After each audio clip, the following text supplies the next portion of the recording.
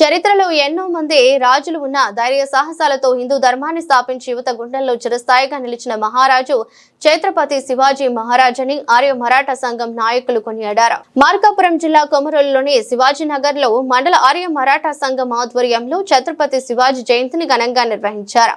ఆర్యవైశ్య సంఘం నాయకులు అంబవరపు సుబ్రహ్మణ్యం, కుమార వెంకటేశ్వర్లు ముందుగా శివాజీనగర్ లోని ఛత్రపతి శివాజీ విగ్రహానికి పూలమాలలు వేసి కొబ్బరికాయ కొట్టి హారతి అందజేసి జయజయలు పలికారు. అనంతరం శివాజీనగర్ నుండి రాష్ట్ర ప్రధాన రహదారి మీదుగా యువత భారీ బైక్ ర్యాలీ నిర్వహిస్తూ ఛత్రపతి శివాజీ మహారాజ్ కి జై అంటూ నాదాలు చేశారు. ర్యాలీ 4 రోడ్ల కూడలి వరకు సాగింది. 4 రోడ్ల కూడలి వద్ద ఛత్రపతి శివాజీ భారీ ఫ్లెక్సీ ఏర్పాటు చేసి కేక్ కట్ చేసి ఒకరికి ఒకరు తినిపించుకుంటూ ఆనందోత్సాహాల మధ్య వేడుకలను నిర్వహించారు.